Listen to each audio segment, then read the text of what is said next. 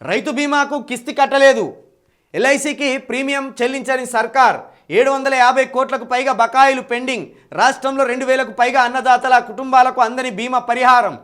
కాంగ్రెస్ పాలనలో రోజుకో రైతు మృతి.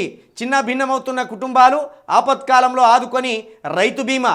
రైతు భరోసా లేదు, రైతు మద్దతు ధర లేదు, రైతు బీమా లేదు, రైతుకు పంటలు వేసుకునే అవకాశం లేదు, తీసి కోసుకునే అవకాశం లేదు, కోసుకున్న పంటలను కొనడానికి కేంద్రాలు లేవు. నిన్న సన్ఫ్లవర్ రైతులకు కొనుగోలు కేంద్రాలు లేవని నిన్న హరీష్ రావు గారు నిన్న ఒక డిమాండ్ చేసింది కదా, సకాలంలో కేంద్రాలు తెరవాలి, సన్ఫ్లవర్ రైతులను ఆదుకోవాలి, వాళ్ళకు మద్దతు ధరగా 7,500 రూపాయలు ఇవ్వాలి అని నిన్న హరీష్ రావు గారు ఒక డిమాండ్ పెట్టింది కదా.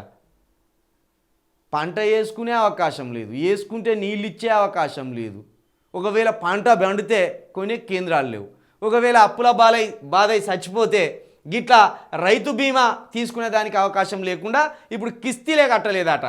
750 కోట్లకు పైగా బకాయిలు ఉన్నాయట. ఏది రైతు బీమాకు సంబంధించిన బకాయిలు ఇవి. ఎల్ఐసి ప్రీమియంకి చెల్లించని రాష్ట్ర సర్కార్. ఎల్ఐసి వాళ్ళకి ఇంత డబ్బు కట్టాలి, కడితే వాళ్ళు ఏ రైతన్న గాశారం మంచిగా లేక చచ్చిపోతే వాళ్ళకు తిరిగి బీమా రూపంలో డబ్బులు చెల్లించాలి. కానీ అవకాశం లేకుండా ఈ కొర్రి పెట్టి 750 కోట్ల రూపాయలను అట్లుంచిండ్రు. ఇక మరి ఎట్లా ఇవన్నీ ఒక్కొక్కటి ఇట్లా అన్నీ గాలికిడిచి పెట్టుకుంటూ వస్తాను.